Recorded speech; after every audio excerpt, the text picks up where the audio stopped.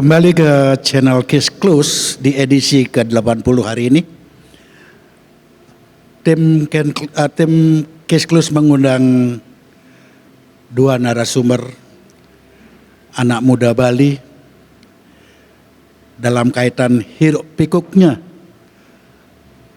pemilihan umum di negara Indonesia yang kita cinta bersama.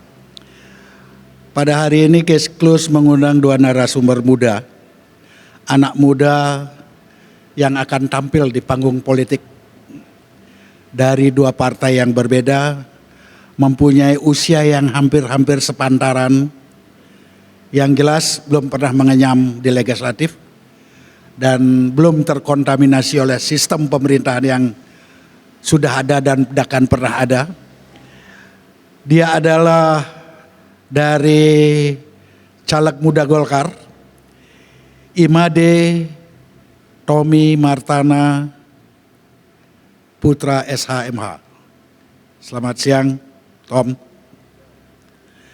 Yang kedua, caleg muda PDI Perjuangan, IGD Andika Paramarta SE.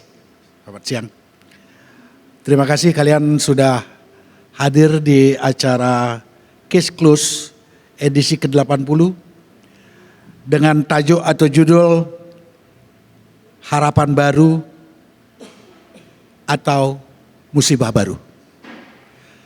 Di dalam kesempatan ini kami dari Case Close ingin mengundang kalian untuk paling tidak menambah wawasan bagi kaum muda atau secara umum masyarakat Bali dalam berkontestasi menjadi calon anggota legislatif dari kelompok anak muda. Tommy sekarang umur berapa? 31. Bang Adi? 38. Ini semuanya anak muda Bali yang akan berkiprah di panggung politik ya. Di dua-duanya di tingkat 2. Tommy tingkat 2, Andi tingkat 2. Nah, ini sebenarnya menarik. Kalau kita lihat tagline-nya, ini harapan baru atau musibah baru. Nah, ini kalian harus menjawab tagline ini dengan sikap dalam kapasitas kalian akan menjadi calon nanti. Nah, seiring waktu mungkin sekarang anak muda itu lebih menjadi sorotan di pemilu hari sekarang ini, 2024 ini. Banyak persepsi, banyak cara pandang yang berbeda tentang kepemudaan itu. Sebagai anak muda kalian juga mempunyai hak untuk menjawab itu dalam menampilkan diri sebagai calon anggota legislatif. Harapan saya sebagai host pada hari ini, kalian berdua dapat mewakili kaum muda nanti ya ke depan, harapan saya. Tapi semua itu tergantung dari cara kerja. Nah, pemilu dari periode ke periode selalu menampilkan incumbent. Terlalu sering. Ya. Sekarang kalian pendatang baru sebagai anak muda. Kita tidak tahu incumbent ini karena dia nyaman sehingga bertahan dengan situasi itu tertentu atau itu memang merupakan target pekerjaan mereka. Bisa sangat mungkin begitu, karena politik kadang-kadang pola dan cara pencitraan setiap orang berbeda. Setiap yang pernah duduk itu berbeda. Sehingga ini bagi kalian yang baru sebenarnya apakah ini akan dianggap tantangan atau motivasi, ya kan? Nah, bagaimana kalian menanggapi ini tentang incumbent. Bahkan saya melihat di Golkar terutama ya, ada sampai 5 kali loh. Di satu sisi saya bangga tentang kepiawaiannya untuk mengelola grassroots, tapi di lain sisi ada pertanyaan di publik, karena nyaman atau karena itu pekerjaan? Tanggapan Goandi dulu, seperti apa? Oke, semua pertanyaannya Pak Man. Jadi kita di sini diskusi ya Pak Man ya. Ada Tommy juga, kita beda daerah juga kebetulan. Saya akan mencoba menjawab dengan perspektif saya. Karena tentunya saya di dunia politik ini pun juga sebenarnya baru Pak Man. Bisa dibilang newcomer, Tommy juga newcomer ya? Newcomer juga, kita sama-sama newcomer. Cuman perspektif saya tentang incumbent ini adalah, incumbent ini memang dia ada yang 1, 2, bahkan lebih dari 3 kali, seperti itu. Cuman menurut saya, kalau kami di partai, tentunya yang namanya istilahnya apa, rangkuman-rangkuman untuk mengkaji tupoksi mereka pada saat bekerja, tugas dan pokok fungsi mereka bekerja, itu sebenarnya kan belum tentu juga dari incumbent itu yang menginginkan untuk maju Pak Man. Ini terkait dengan yang namanya kenyamanan dari masyarakat yang mungkin saja merasa nyaman untuk berkomunikasi dengan si calon tersebut, seperti itu. Jadi memang di partai setahu saya memang pasti akan ada evaluasi apakah si tokoh A, B, C ini pantas dia mewakili daerah tersebut, seperti itu. Jadi saya rasa bukan semata-mata keinginan dari incumbent, tapi malah sebaliknya bisa jadi memang permintaan dari masyarakat. Tentunya dari partai akan memberikan sebuah nilai di sana, apakah si A pantas atau si B pantas, apakah kita perlu melanjutkan regenerasi atau seperti apa. Nah, mungkin perspektif saya seperti itu Pak Man. Mungkin dari Tommy beda lagi. Tommy gimana menyikapi ini tentang incumbent? Semua Pak Man. Kalau dari saya pribadi ini selaku caleg apa selaku ini nih, pengurus partai saya bicara. Kalau sekarang saya berbicara sebagai anak muda yang menjadi caleg. Oke, siap Pak Man. Ini sebenarnya pertanyaan ini sangat menarik Pak Man. Saya sangat suka nih. Karena apa? Inilah yang saya alami keseharian saya, keresahan saya memang ini. Kalau terkait dengan incumbent yang tadi Pak Man bilang apakah nyaman, apakah memang itu profesinya itu. Ya, itu kan kembali lagi kan, kebetulan saya juga di politik ini kan memang merupakan bagian dari hobi saya Pak Man. Hobi. Saya hobi berorganisasi. Ya dari segi umur saya memang masih 31 Pak Man. Tapi saya start berpartai itu 2013. Itu umur 21. Saya berpartai di organisasi itu awalnya saya di DPD AMPI Bali. Nah, jadi saya berproses menjadi kader ya. Kalau menurut saya pribadi, pandangan saya pribadi, seorang incumbent yang tidak mau giliran atau bahkan tidak mau naik ke tingkat atas, yaitu saya pribadi sebagai anak muda juga tidak membenarkan. Karena apa? Percuma kita ada kaderisasi Dan akan ada regenerasinya mentok ya kalau tidak mau bergeser. Sama gini Pak Man, seperti halnya akademi sepak bola nih, klub sepak bola. Masa iya pemainnya diajak latihan terus, kapan bertandingnya loh? Begitu juga sebaliknya, langsung bertanding nggak ada kaderisasi kan bisa bingung ya loh. Ya istilahnya ya, yang kalau dibilang ngayah sih ngayah, cuman kan ya yang pingin itu banyak di bawah loh. Tapi kan ya pada ini saya bicara sebagai anak muda Pak Man ya. Sebagai anak muda tidak ada modelnya, tidak ada membawa background apa-apa. Karena saya juga sempat punya pengalaman menjadi wakil sekretaris bidang kaderisasi dan keanggotaan. Percuma juga kalau misalkan suatu partai atau suatu organisasi mengkader seseorang tapi dia tidak diberi ruang untuk tampil. Bahkan saat incumbent akan maju yang keempat, bahkan yang kelima, bisa yang keenam lagi. Pasti bahasanya itu adalah perintah partai. Tapi kan kita nggak tahu. Berarti Tommy sangat berharap dengan ada pengkaderan di dalam tubuh partai. Sangat berharap. Ada pengkaderan itu harus diberikan ruang yang sama. Betul. Artinya tidak dari itu ke itu, dari itu ke itu. Saya setuju soal ini. Apakah ini juga sudah dicantumkan dalam anggaran dasar partai atau tidak? Itu kembali ke kebijakan partai sepertinya ya. Tapi harapannya Tommy sebagai anak muda menginginkan bahwa pengkaderan itu betul-betul berjalan dan peluang pun harus tetap terbuka. Ada kesempatan terbuka. Ya memang saya sendiri menyadari dan melihat kader sangat banyak, ruang dan peluang terbatas. Nah, sebenarnya di sini ada sebuah kompetisi juga. Kompetisi untuk menunjukkan kemampuan setiap kader. Pola untuk cara tampil seperti apa. Jangan sampai peluang anak muda sebagai generasi penerus terhambat karena sistem. Nah, di sini pun saya juga berharap anak muda yang betul akan ikut berkontestasi memberikan masukan atau contoh-contoh di ruang publik seperti apa baiknya sehingga mengusik pola dan cara berpikir pimpinan partai. Dan itu juga tanggung jawab dan tugas daripada anak muda atau kader-kader muda yang ingin tampil di legislatif ya. Itu harapan saya. Semoga artinya gedung DPR tidak diisi dari incumbent dan incumbent. Biar ada anak-anak muda yang juga tampil untuk menampilkan dirinya sebagai kader partai dan menjadi pemimpin bangsa atau di negara ini kan. Oke, anak muda selalu disebut sebagai generasi penerus.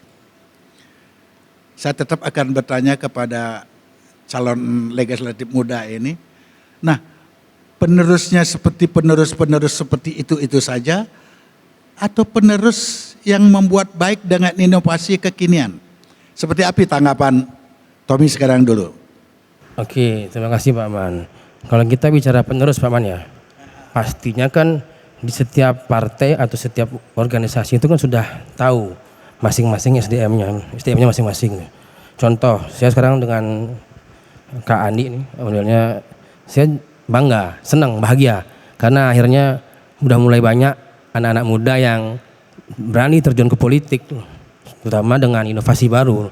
Soalnya kan Kak Andi juga punya, saya tahu cepat terjang beliau kan ya ada sisi plusnya karena saya lihat juga pantau selama ini Kak Andi ini kan kreativitasnya yang ditonjolkan. Ya, itu alangkah indahnya kalau dimasukkan ke dalam dunia politik.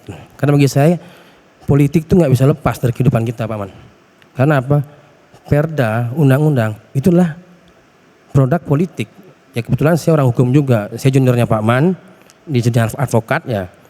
Ya makanya dunia hukum ya sangat-sangat erat dengan dunia politik. Gitu. Bahkan di atasnya hukum politik itu. Karena sekarang banyak anak muda yang menganggap politik itu jahat. Makanya dari itu anak muda condong apatis ya mungkin dengan hadirnya Kak Andi ini ya menjadi citra baru yang bisa membuat calon muda lah ya. Betul. Berarti bagaimana kita merubah tagline tentang politik kotor, tentang politik itu saja. Berarti anak muda ingin merubah citra itu dengan cara atau model anak muda zaman sekarang. Kurang lebih seperti itu maunya Tommy ya. Tapi itu juga tidak menutup kemungkinan karena kadang-kadang anak muda dibilang miskin pengalaman. Nah ini juga perlu diperhatikan oleh politisi atau calon politisi muda, calon legislatif muda untuk seperti apa ke depannya. Biar bisa juga mengakomodir yang lama itu bisa yang baik memang akan dipakai, yang kurang baik atau tidak sesuai dengan zaman diinovasi dengan skill dan kemampuan masing-masing kalian. Nah, kalau menurut Gandhi seperti apa ini menyikapi situasi ini? Oke. Kalau menurut saya kader muda di sini tentunya erat kaitannya dengan yang namanya kita beregenerasi Pak Man. Regenerasi, tujuan regenerasi apa sih kan gitu sekarang? Regenerasi itu kan tentu untuk mendapatkan output yang lebih baik lagi, seperti itu. Jadi Astungkara nih misalnya nanti Tommy dan saya sebagai kader muda bisa terjun langsung ke bawah, artinya ada output atau input yang bagus itu mungkin bisa dipertahankan. Tapi begitu juga ada output yang perlu kita evaluasi, ya itu kita harus evaluasi. Dengan hadirnya anak muda di sini tentunya kan kita bisa mendapatkan input yang lebih segar lagi Pak Man, seperti itu. Jadi itulah harapannya saya, jadi anak muda ini jangan dipandang sebelah mata karena kita pun walaupun kita nggak ada pengalaman mungkin di politik, tapi seperti Tommy jadi seorang orang hukum lah bisa dibilang gitu, tapi itu kan salah satu pengalaman juga di mana pengalaman itu dibutuhkan pada ruang lingkup yang lama ini kayak gitu. Jadi di situ perlunya kita berkolaborasi sebenarnya Pak Man antara mungkin kader kader old lebih lagi kader tua gitu sama kader muda senior ini. Kader senior ada seniornya ya. Menurut saya itu sih Pak Man, lebih bagaimana cara kita menfilter yang namanya hal-hal yang buruk itu menjadi lebih baik lagi outputnya, dan juga kita membuat yang namanya bahasa politik itu bukan bahasa politik yang menyeramkan lagi, tapi politik yang memang benar-benar happy lah seperti itu Pak Mang. Politik yang fun lah bisa dibilang seperti itu. Karena tanpa kita sadari juga dalam kehidupan kita sehari-hari pun juga sebenarnya kita sudah melakukan politik itu tersendiri. Cuman nilai-nilainya aja yang tidak kelihatan seperti itu Pak Man. Oke, terima kasih. Berarti Andi menginginkan mengelaborasi antara kader senior atau incumbent dengan kader junior atau newcomer. Bagaimana mengakulturasi dua generasi ini menjadi lebih baik dan juga akomodatif bisa biar diterima oleh publik. Benar. Seperti itu ya? Kolaborasi itu juga tentunya ada proses yang benar dan sesuai juga Pak Man. Kalau emang kita di politik kan pasti ada jenjang, kalau kita di bisnis ada jenjang karir kan. Nah politik juga sama, saya rasa ada proses yang memang benar-benar harus kita lewati dulu. Artinya pengalamannya juga harus oke juga gitu Pak Man. Ya, betul itu, betul. Kita menyadari anak muda seperti Gandhi nanti kalau kalian terpilih memang tidak gampang. Kenapa saya katakan tidak gampang? Tidak mungkin 45 anggota DPR di Kota Denpasar itu diisi anak muda semua. Ya, betul. Dan itu dari berbagai macam partai. Demikian juga di Badung. Akan sama seperti itu.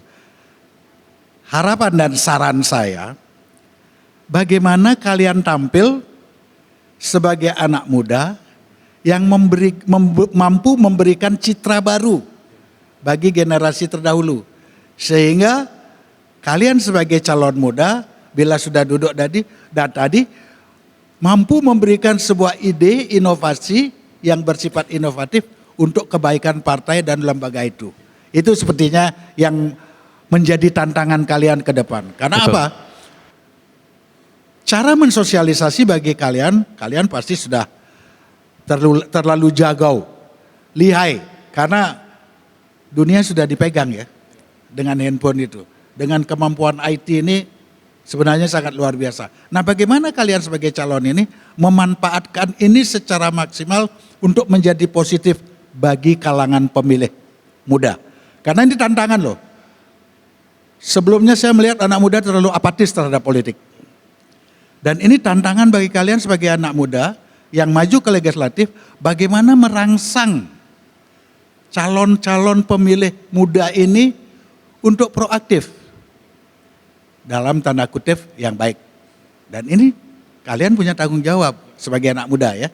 Itu harapan saya, semoga apa yang kita bahasakan hari ini ada yang baik yang bisa diakomodir untuk diterapkan. Ya. Karena kalian terpilih atau tidak tinggal menunggu hari loh ini.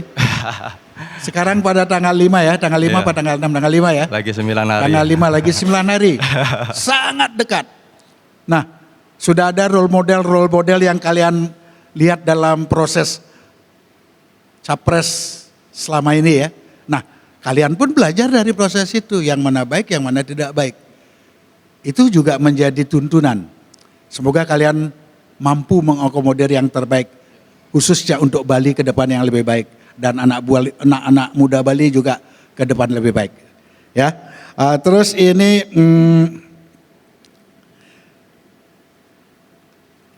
minim pengalaman sering dicemooh.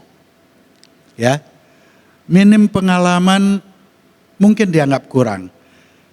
Kalian yang muda ini akan tampil kira-kira seperti apa yang model yang dikatakan minim pengalaman itu kurang baik untuk kalian tampilkan kepada audiens kalian.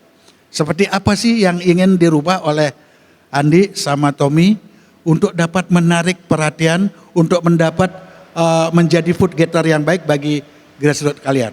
Coba dijelaskan dulu dari Andi dulu. Oke, memang seperti Paman bilang tadi kan PR kita kan memang agak berat memang ya. Agak berat, tapi kita dengan adanya calon-calon muda di sini artinya kan kalau anak muda tuh kan fight-nya keras Pak Man. Artinya rasa pengen tidak mengalah itu tinggi banget gitu loh. Itu mungkin yang kita punya effort lebih ya, harus lebih, bahkan sama incumbent kita harus lebih juga. Cuman di sini saya ingin jelaskan adalah bagaimana cara kita bersosialisasi terhadap masyarakat, terutama anak-anak muda yang seumuran kita masih apatis Pak Man. Karena jujur aja saya pun juga sebenarnya apatis, Pak Man. Tapi secara tidak langsung sekarang saya terjun di dunia ini dan pengen tahu apa sih yang ada di dalam sini, seperti itu. Nah, kalau kita ngomong yang namanya campaigns ya, atau kampanye lah bilang, saya rasa kita perangnya itu sekarang tuh ada dua titik dalam arti kata. Kita perangnya ada jalur udara, ada juga jalur darat, kayak gitu. Ya ibarat juga peperangan yang namanya segala segmen harus kita pakai juga, ya kan. Ada pesawat tempur, ada tank juga. Nah, udara di sini yang saya maksud adalah sosial media. Karena sosial media itu menurut saya adalah kampanye yang sangat murah dan kampanye yang sangat lumrah untuk saat ini, karena sebagian besar anak-anak muda sekarang baru bangun sudah pegang handphone dan pasti punya kuota. Ya gitu. Nah, artinya apa? Artinya cara-cara lama pun, cara-cara tradisional pun juga jangan ditinggalkan. Karena kalau saya dapat didikan di partai, akar rumput itu menjadi nomor satu. Bagaimana cara kita bersosialisasi ke bawah itu nomor satu. Karena tupoksi dari anggota dewan, setahu saya adalah kan menyerap aspirasi untuk dijadikan program kerja. Nah, jadi ini harus imbang. Memang kalau cara-cara tradisional mungkin dia daratnya mungkin lebih banyak, persentasenya mungkin 80% karena keterbatasannya dia menggunakan sosial media. Tapi kita sebagai anak muda jangan mau kalah gitu juga. Kita bikinnya 50-50 sekarang, sosial medianya 50%, daratnya juga 50%. Jadi imbang, apa yang kita campaign-kan di media sosial, apa yang kita lakukan di darat itu jadi imbang. Nah, dengan begitu anak muda saya rasa apatisnya, jarak antara umur itu sudah berbaur jadinya menjadi satu. Dan saya rasa anak muda sih saat ini harus bisa dia memilih penentu pilihannya dia, entah dia melihat dari figur lah paling enggak dulu Pak Man, bukan dari program dulu, figur dulu dan story apa yang pernah dibuat itu yang paling penting Pak Man. Dari saya sekian, terima kasih. Pendapatnya seperti apa? Baik Pak Man, kalau saya nih mohon maaf agak beda Pak Man ya. Saya nggak mau juga pure bicara sebagai politisi muda loh. Karena jujur saja, saya kalau dibilang selama 10 tahun ini berproses, saya sudah dapat suka dukanya menjadi seorang politisi loh. Tapi positifnya itu untuk teman-teman yang muda-muda ini, yang terutama yang dulunya aktivis loh, yang ngaku-ngaku aktivis apalah. Karena kan anak muda ini kalau saya lihat kan identik dengan dua sifat loh, rebel dan freedom. Ya, ayo bawa ke politik loh. Karena apa? Kalau saya lihat suka duka politik itu ada. Orang bilang politik bergembira, enggak selamanya bergembira politik itu kan. Ya kita kan tahu ada dinamika, manuver, tapi itu semua tidak lebih positifnya ialah melatih mental kita. Makanya kalau sudah ada orang yang terjun ke politik, saya jamin mentalnya mental baja. Karena kembali lagi ke kata-kata freedom dan rebel itu. Karena menurut saya kalau seorang DPRD atau DPR RI ini atau DPR RI ya, ini kan legislator, Man. Fungsinya itu kan mengkritisi pemerintah. Yang salah kita bilang salah, yang benar kita dukung gitu. Ya terkadang ya polisi senior sekarang udah seperti ngomong, udah males lah. Ya anak muda aja yang punya sifat seperti itu.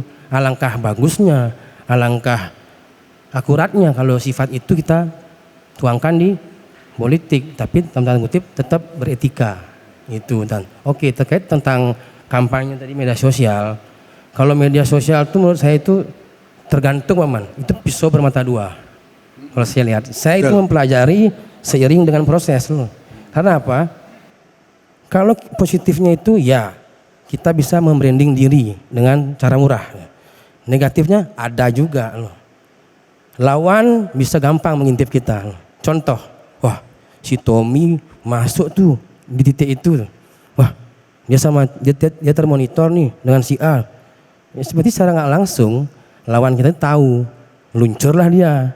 Fondasi yang udah kita bangun, benteng yang udah kita bangun berpotensi akan dihancurkan. Brar. Tapi karena kan saya tahu di dalam dunia politik itu ada strategi namanya. Strategi ya kembali lagi ke teori Niccolò Machiavelli, teman. Politik itu menghalalkan segala cara. Itu memang benar. Maka dari itu ya mungkin Kak Go ini masuk politik, saya senang Kak, tapi suka duka menjadi politisi itu pasti ada. Tapi jangan pernah kapok. Saya anggap di politik itulah kita menguji mental, Saya pun merasa Pak Man, saya start berpolitik itu ya berpartai ya Paman ya. Karena menurut saya itu agak sedikit berbeda berpartai dan berpolitik ini loh. Nah, saya kan kalau berpartai itu kan menjadi pengurus partai loh. Ya bahkan saya mengorbankan masa muda saya atau enggak, bahkan sambil lah tetap dengan teman-teman nongkrong. Tapi saat saya rapat, bahkan ada yang menjauhi saya lagi. Wah, Tommy ini politik. Tapi sekarang terbukti yang ngejek saya itu nyalek. Nyalek itu nggak susah Maman, nggak susah nyalek itu. Bahkan mohon maaf, ada beberapa partai yang susah mencari caleg loh. Karena apa? Kebetulan selain jadi caleg, saya juga ketua partai di kecamatan loh. Dan jadinya double yang saya emban, ngurus diri sendiri, menyusun calon, belum lagi tekanan dari senior. Nah disinilah anak muda itu dilatih mentalnya. Tapi saya pernah merasakan suatu pengalaman besar dalam hidup saya saat saya berkontestasi merebut ketua Partai Golkar Kecamatan Kuta Selatan. Ya itu kan ya dianggap strategis ya. Itu pasti bakal ada ya biasalah manuver itu biasa. Tapi ada salah satu senior saya mengatakan ya nggak apa-apa Tom. Inilah namanya politik. Biar kamu tuh tahu. Biar kamu tuh terlatih mentalmu ke depan menjadi politisi yang mental baja. Itu Pak Man. Oke. Tommy dan Andi sebagai anak muda pasti sudah mengamati juga, khususnya tentang anak muda. Dalam pemahaman atau cara pandang anak muda terhadap politik. Nah, dari apa yang kalian amati selama ini, apa sebenarnya yang terjadi di kalangan anak muda yang cenderung apatis terhadap politik? Seperti apa kalian akan menyikapi ini? Karena kalau kalian maju sebagai anak muda, jujur saja, pasti bangsanya anak muda. Pasti itu. Akan lebih banyak bangsanya adalah audien yang dicari adalah anak muda untuk menyambungkan pola pikir, psikologi, dan chemistry-nya. Tidak akan mungkin mencari orang yang ya seumuran dengan bapak kalian atau dengan kakek kalian. Sudah tidak mungkin. Pasti yang sepataran atau di bawah kalian yang sudah berumur 17 tahun. Nah, seperti apa ini? Kira-kira sebagai calon legislatif muda mengambil hati audien anak muda ini, melihat dulu persoalannya apa, terus terapinya seperti apa yang akan kalian lakukan terhadap ini? Andi, Oke. silakan. Kalau dari saya mungkin masalahnya akses dan komunikasi Pak Man. Jadi kita mainnya apple to apple lah Pak Man. Seperti itu. Jadi ya kalau memang apalagi kita ngambil data bonus demografi kan memang tahun ini yang saya tahu kan anak-anak muda lebih banyak jangkauannya untuk memilih. Cuman ini kan belum ada wadahnya. Nah artinya bagaimana cara sosialisasi kita agar pemuda ini bisa juga ikut serta untuk memilih kader muda itu tersendiri. Nah menurut saya itu kenapa bisa dibilang senior kita juga mendapatkan suara di bawah ini agak sulit ya karena itu tadi. Saya dulu selaku orang yang masih apatis juga merasa pingin ngobrol ke anggota dewan atau pihak-pihak pemerintahan itu saya rasa ada jarak di sana Pak Man. Jarak dalam artian agak sedikit sulit dan banyak kriterianya yang harus disiapkan untuk bisa menjangkau untuk berbicara apa kendala-kendala kami terutama saya di industri kreatif. Nah tapi dengan adanya kader-kader muda ini, mungkin Tommy di daerahnya Tommy di Badung, saya di Denpasar, ya mungkin dengan kader muda ini menurut saya pentingnya komunikasi sekarang Pak Man untuk mewadahi mereka semua. Dengan begitu kita bisa menyerap sebuah aspirasi masyarakat. Kalau saya sih lebih fokusnya di industri kreatif Pak Man, seperti itu. Ya komunikasi sih yang paling penting. Tanpa masalah apapun juga kalau komunikasi nggak bagus kan nggak bakal selesai Pak Man. Itu sih menurut saya. Tapi Andi sudah mengevaluasi enggak? Apa sih sebenarnya yang diinginkan oleh anak muda ini? Umpamanya kenapa mereka tidak ingin berpolitik sehingga kalian datang untuk merangsang mereka mengerti akan politik, bahkan akan memilih. Kan begitu targetnya sebenarnya. Persoalan hakikat yang dihadapi oleh anak muda Bali khususnya dulu, atau ya katakanlah sebagai calon legislatif Denpasar, anak muda Denpasar, apakah pernah dilakukan penelitian atau dievaluasi sebenarnya apa sih yang terjadi? Bagaimana saya harus tampil? Bagaimana cara saya untuk memetik hati mereka? Apakah itu sudah dilakukan oleh kalian-kalian berdua ini yang akan menjadi legislator lah istilahnya? Kalau saya sih kenapa anak muda nggak milih itu sebenarnya mungkin Pak Eman ya, Pak Man ya, perspektif saya malas aja, nggak ada effort buat dia. Bisa dibilang kayak gitu. Effort dalam artian untungnya apa buat saya? Karena terlalu kepentingannya beda. Kepentingan dalam artian mungkin fokusnya beda Pak Man. Saking banyaknya masyarakat dari berbagai macam umur kan. Ada beberapa hal-hal anak-anak muda ini yang belum terwadahi dalam artian kalau saya di Denpasar kan kalau untuk kebudayaan syukurnya kan kita sudah ada DNA, itu bagus banget, Dharma Negara Alaya, tapi itu kan lebih fokusnya ke indoor Pak Man. Nah hal-hal yang outdoor seperti saya berkaca di Jakarta ada PRJ, ada Senayan, itu kan sangat bagus banget. Nah jadi menurut saya anak-anak muda ini hanya cukup wadah saja Pak Man, wadah dan sedikit perhatian saja, di situ dia merasa dirinya itu dihargai dalam artian ide dan kreativitas saya ini ada yang nampung loh. Nah dari situ mungkin bisalah diambil perhatiannya dikit ya, jadi itu bisa dijadikan salah satu pemilih juga ke depannya karena saling berkontribusi jadinya Pak Man. Nah, kalau tidak ada kontribusi artinya kan sudah tidak ada kepentingan yang bisa membantu dia. Saya dari sisi kreatif ini Pak Man, seperti itu. Berarti sudah melihat persoalan yang dihadapi oleh anak muda karena tidak ada lembaga atau tidak ada wadahnya. Karena saya syukurnya saya pelaku Pak Man. Nah jadi itu yang saya lihat. Ya, gitu. Berarti kalaupun sudah mengetahui mereka tidak punya wadah, sekarang akan diwadahi. Berarti di sana harus ada mission politik dong dari caleg lah istilahnya. Benar. Apakah pola penyampaiannya pun harus sesuai dengan psikologi mereka sebagai anak muda? Apakah itu sudah diambil sama Wandi? Sudah Pak Man, artinya begini, apabila seorang tokoh muda ini masuk, artinya kalau kita nih, saya misalnya nih sebagai swasta saya sudah bisa melakukan itu tanpa ada tanpa ada sangkut paut dari pemerintahan seperti itu. Tapi kalau kita ada di kader muda, kan percepatan itu bisa kita mulai dengan segala sesuatu yang kita emban, dengan segala sesuatu yang kita tahulah lebih awal. Seperti itu. Contoh kecil aja Pak Man, lapangan buat pertunjukan konser. Semua di Denpasar punya milik pemerintah. Itu contoh kecil aja. Padahal kalau kita lihat dari income pendapatan daerahnya, contoh paling kecil aja, parkir. Itu udah lumayan Pak Man. Karena saya selaku pelaku, saya pernah mengadakan sebuah kegiatan, itu kita 4 hari datangkan itu sekitar 84.000 pengunjung. Coba dikali 2.000 aja sekarang. Kan sudah lumayan sebenarnya Pak Man. Seperti itu Pak Man, terima kasih. Artinya sudah ada pola ya. Nah, Tommy dapilnya Badung nih. Badung itu semua tahu PAD terbesar ya, nomor 2 terbesar di Indonesia kan. Secara teritorial pun Badung lebih besar. Dapil nih Kuta Selatan. Dapil gemuk loh ini. Dapil gemuk ya. Nah, seperti apa Tommy ini menyikapi situasi ini sebagai pendatang baru walaupun sudah belajar berpolitik selama 10 tahun. Itu juga sebenarnya belum cukup untuk ini karena banyak sekali hal yang harus dipelajari, banyak sekali hal yang harus diketahui, banyak sekali hal-hal yang di luar nalar dan dugaan kita bisa terjadi di dalam proses. Dengan kondisi seperti ini, ya, sebagai anak muda dan menyandang predikat advokat, cukup berat sebenarnya nih.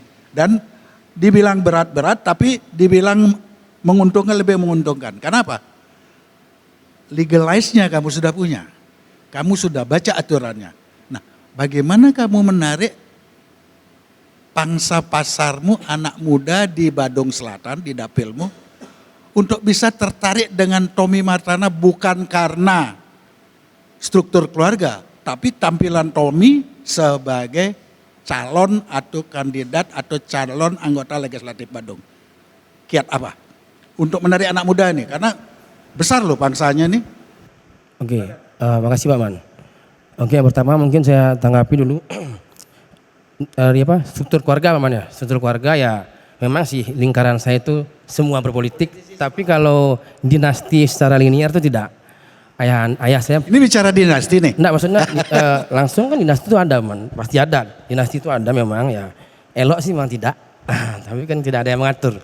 Linear tidak, karena ayah saya itu pensiunan pegawai negeri. Tapi lingkaran saya itu ya memang hobi-hobi semua loh. Kemudian istilahnya politik itu merupakan seperti main PlayStation lah bagi circle saya loh. Nah tadi untuk menarik pasar anak muda ini paman, ya tadi kan kalau kita bicara Badung ya tentu berbeda dengan Denpasar. Bandung ya memang Bandung ini daerah kaya man. PAD nomor 2 terbesar setelah Kutai Kartanegara. Ya mana? Kalau nggak salah ya nomor 2. Nah sekarang cara saya pasar saya ini apa untuk anak muda itu? Karena apa? Ini kembali juga ke orang tuanya Pak Man. Orang-orang tua ini kadang di Badung ini saya lihat ini ya khususnya selatan Pak Man ya. Karena selama ini kan saya memantaunya di dapil saya concern di sana di Kutai Selatan. Anak muda ini saya jujur mungkin ya bagian dari karena mungkin kendaraan saya masih oposisi, mungkin ya belum ginilah istilahnya belum laris gitu. Ini memang agak PR susah Maman, bersusah itu karena apa? Itulah bagian dari adanya doktrin atau ketakutan dari orang tua yang jangan gini jangan ini dan itu. Jadi itu anak-anak ini jadi paranoid. Ya saya sadarkan apa kamu takutin lu? Saya tahu aturan. Saya advokat. Ada yang bilang, wah Tom, ya tapi sarwang-sarwang lah. Apanya waon lo? Oh. Bahasa sarwang-sarwang itu udah apa sih? Itu makanya saudara yang ngerti Pak Man. Karena ada beda sih ya dengan politik zaman Pak Man dengan zaman sekarang. Justru plus minusnya ada.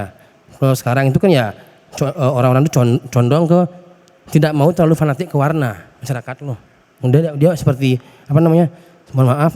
Anti lah ada parpol. Tapi kan ya kalau nggak ada parpol kita kan nggak bisa jalan juga loh. Jadi itu merupakan sarana tuh. Nah, maka dari itu ya banyak juga caranya Pak Man. Saya marketingkan diri apa. Ada juga mungkin intimidasi, diancam loh. Jangan pilih dia. Kalau dipilih dia ntar kamu bakalan apa namanya close begini ini loh. Wah, loh. Saya jadi apa namanya doktrin lagi bahkan justru dengan apa namanya sampai saya capek paman setiap saya turun pasti saya katakan itu loh.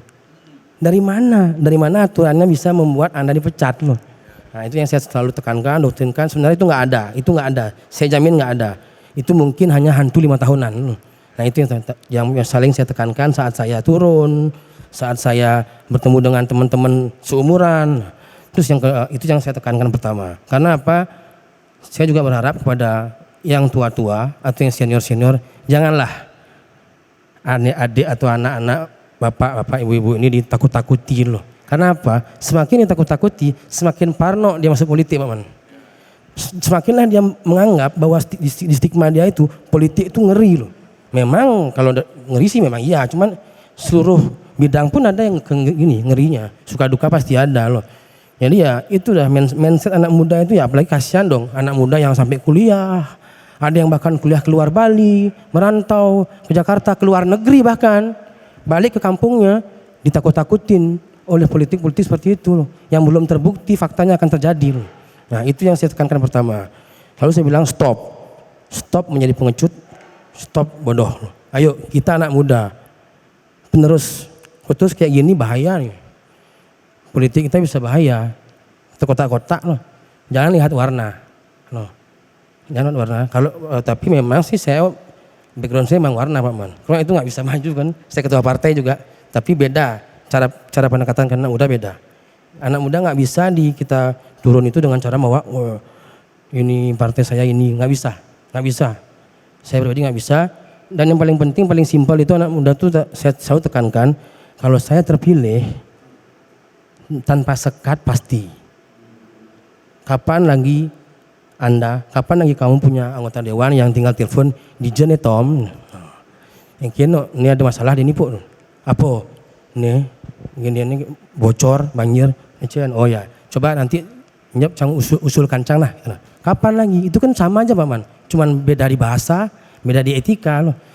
Seandainya saya terpilih Hastung Karo, saya nggak apa-apa kok gitu, Jen Tom, Ini ada gini pun, namanya mulai. Apa dong? Bedanya apa kan sama. Yang penting kita kerja kan. DPRD kan fungsinya itu aja. Pertama ya legislasi tentunya buat perda di Kota Denpasar, Bandung. Anggaran, rating ya. Itu pengawasan, mengawasi pemerintah. Walaupun ini sampai sekarang ya fungsi itu hampir nggak ada. Karena ya apa namanya oposisi itu di Bandung memang kekurangan personil, teman. Kekurangan personil dan justru condong bahkan seorang DPRD yang sudah duduk sekarang dia tuh lupa akan tugasnya itu untuk mengkritisi pemerintahan. Itu yang dia lupa. Itu selalu saya saya amati terus. Oh ternyata masih banyak juga. Makanya jangan remehkan anak-anak muda juga, Paman. Anak-anak muda ini orang suka mencari, men-searching, suka baca. Bahkan ya fungsi DPRD ini sudah saya pelajari sejak zaman saya KKN dulu, namanya PKKMB. Saya kuliah di Fakultas Hukum Sudayana. Kebetulan saya mengangkat tentang peran DPRD provinsi. Saat itu saya magang di sana. Situlah saya mulai, sebenarnya politik ini gampang-gampang susah. Yang penting itu politik itu sistem tolong menolong, Pak Man. Kita berani meminta tolong untuk dipilih, kita harus berani juga untuk menolong. Itu aja. Kalau saya simpel, nggak pernah saya berjanji mulu-mulu ini akan ini, nah. Simpel. Yang penting kita hadir di saat masyarakat butuh. Itu aja. Berarti kalian sudah mempunyai strategi ya, dua-duanya sudah punya strategi. Bagaimana cara meraup suara dari pemilih pemula atau pemilih anak muda dengan pemahaman atau cara memandang dari sudut pandang yang berbeda. Andi, dari segi karena berkecimpung di ekonomi kreatif, betul. Ya, sentuhannya dari sana.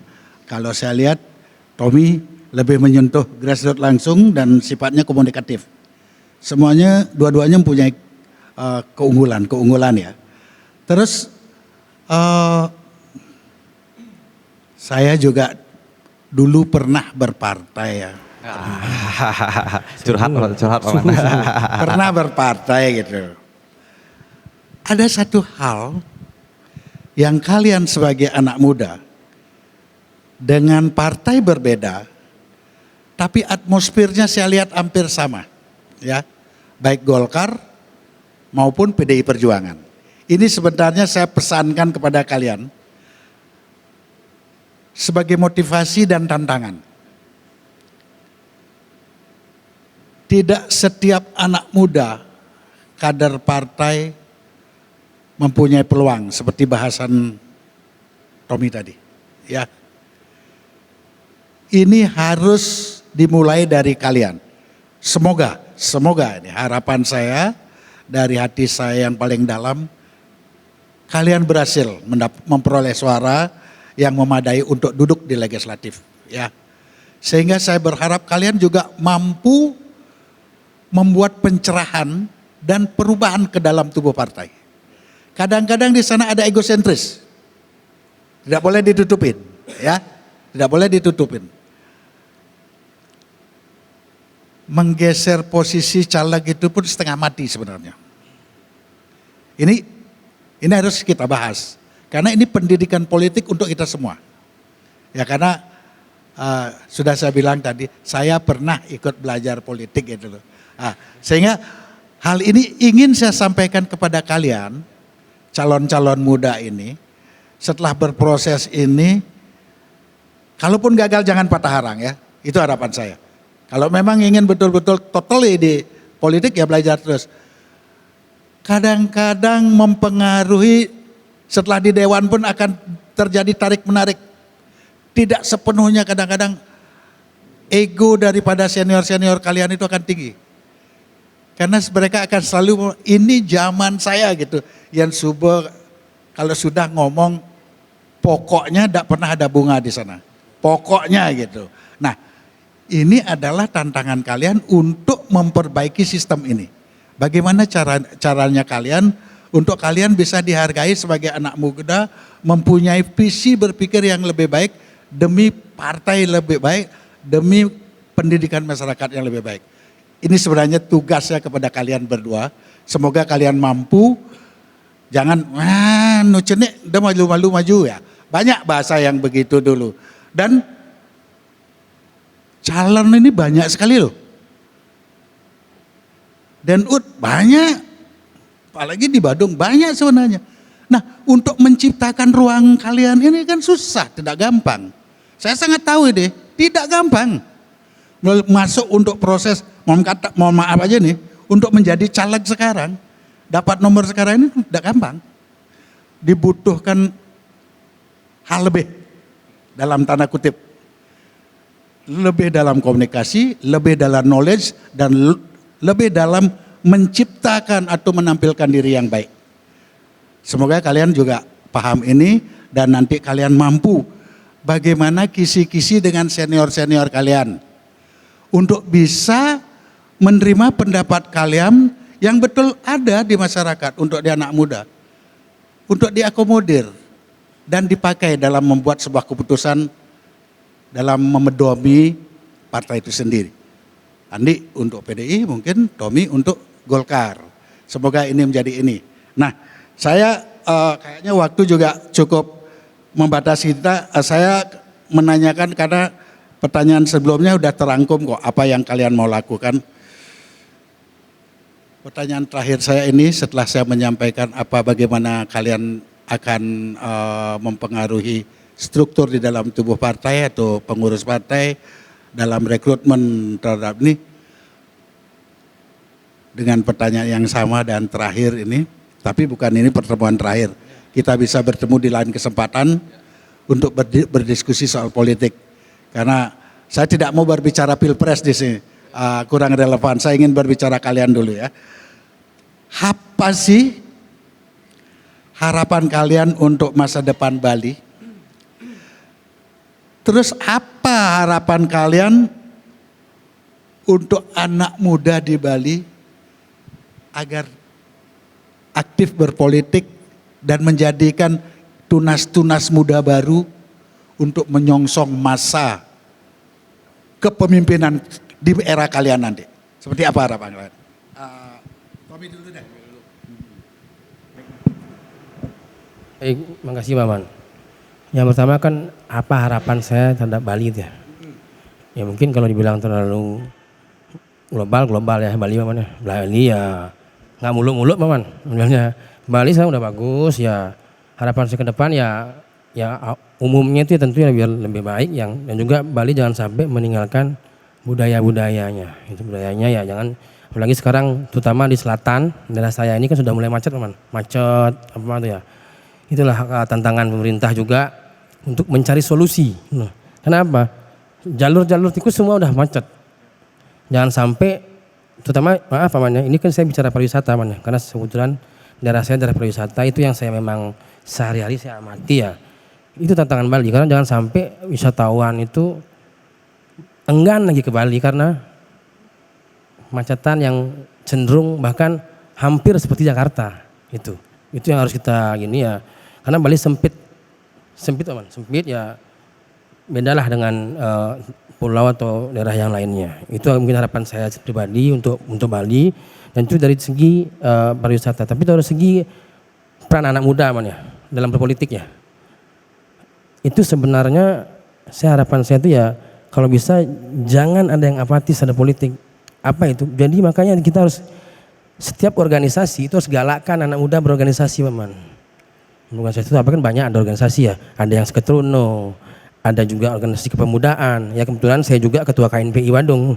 Ya itu juga menjadi tantangan target dari organisasi masing-masing dan partai masing-masing. Bagaimana dia membranding partai itu bisa mengambil hati anak muda, gitu loh. Karena kebetulan kan kami berdua ini kan ya kalau bisa dibilang kan kami kan partai tua ya, mana? El Clasico lah. Kalau zaman dulu itu kan seperti Real Madrid dan Barcelona itu.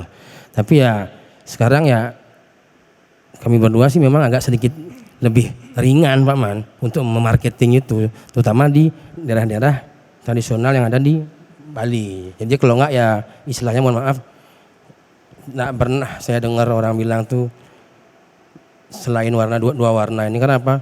Getih camu kadung barak, jiwa kadung kuning. Nah, saya belum pernah dengar yang lain loh. Karena memang partai ini punya historis tersendiri. Justru kadang-kadang partai ini berkoalisi itu menjadi sebuah kejutan loh. Di setiap pilkada loh. Orang kaget loh. Oh, bisa berkoalisi. Ya mungkin Pak Man lebih tahu lah. Karena Pak Man juga merupakan salah satu idola saya, Man. Karena profesi saya sama Pak Man. 3P namanya. 3P ya. Pengacara, politisi, pengusaha kan. Ya kadang-kadang pelawak Pak Man ya. Itu ya, itu makanya itu ya. Ayo anak-anak muda yang dulu ngakunya aktivis, pergerakan, percuma. Kalau setelah itu diam, nggak berani ngomong. Ayo terjun langsung. Jangan cuma mengkritisi, langsung terjun di lumpur ini loh. Memang ini lumpur, kotor ya, hutan belantaran. Tapi kalau cuma ngomong, cuma galaknya di sosmed, bukan anak muda yang rebel dan freedom. Ayo terjun, diskusi. Mohon maaf, jangan mandang warna. Kita anak muda harus jadikan warna itu sebagai sarana, tapi juga jangan juga dikecilkan warna itu loh. Ya. Karena kan ya, betul kan ya. Benar. Kita harus membesarkan warna kita masing-masing. Karena itu perintah, Paman. Perintah ya memang harus kita itu dengan SDM kita sendiri. Saya tidak langsung, kalau SDM kita disukai oleh masyarakat, siapa yang terdampak? Kan warna kita. Sama seperti Bliandi ya. Bliandi nggak bisa lepas dari warnanya dia. Mau dia membuat kreatif kayak gimana? Apa tadi saya sering pantau di sosmednya tuh gerobak Banjar. Cuma tetap warna itu melekat. Sama juga saya. Gitu Pak Man. Dan saya juga harapan terakhir ini stop lah. Menyandera yang namanya regenerasi. Karena kasihan Pak Man.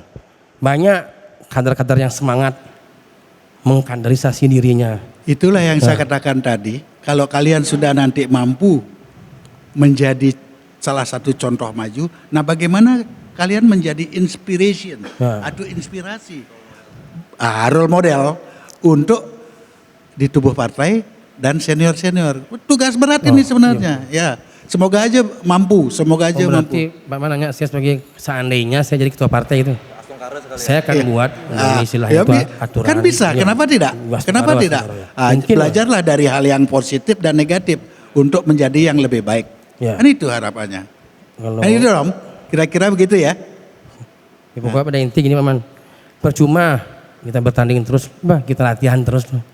Berlatihan terus tapi tidak pernah bertanding. Disuruh bertanding, bukannya dia nggak mau, nggak dikasih. Ya, itulah. Karena itulah, saya banyak yang kayak gitu Man. Itulah kenapa saya katakan tadi tidak gampang untuk mendapatkan nomor ini. Keras. Nah, terus Andi gimana? Kalau saya harapan untuk Bali yang pasti, yang umum kan sudah pasti Bali ini kan akan lebih baik lagi ditonton ke depannya seperti itu. Dengan kemajuan teknologi, ya bisa dibilang Bali pun juga seperti dibilang Tommy tadi, jangan terlalu fokus juga sama yang namanya pariwisata. Karena kita ketahui akar rumputnya Bali ini adalah budaya. Nah, jadi budaya di sini juga perlu ada wadah. Perlu ada yang bisa mewadahi hal-hal tersebut lah Paman. Contoh kecil seperti yang mau menjelang ini ada pembuatan ogoh-ogoh atau karya-karya lain, layangan. Banyak sekali kegiatan-kegiatan budaya kita memang bisa perlu kita lestarikan dan regenerasinya pun juga tetap ada seperti itu. Nah kalau pendapat saya untuk anak muda, artinya sekarang sudah disuguhkan nih oleh pemilu sekarang kader-kader muda seperti Tommy, seperti saya dan kader-kader muda lainnya. Nah sudah saatnya sekarang kita bersatu untuk anak-anak muda semua untuk memilih yang namanya orang-orang yang sevisi dengan kalian seperti itu. Karena yang kita ketahui ini adalah pemimpin kuat dan hebat itu adalah lahir dari pemilih yang cerdas Pak Man. Sekian dari saya, terima kasih. Terima kasih Andi sama Tommy sudah hadir di channel Case Close pada hari ini untuk menjadi perangsang pertama untuk anak muda Bali terjun ke dunia politik, bahkan menjadi calon anggota DPR yang awalnya caleg, nanti pasti ingin jadi bupati juga di Badung, jadi wali kota di Denpasar. Dan itu sah, hak konstitusi dan dilindungi oleh undang-undang, ada di dalam Undang-Undang Dasar 45.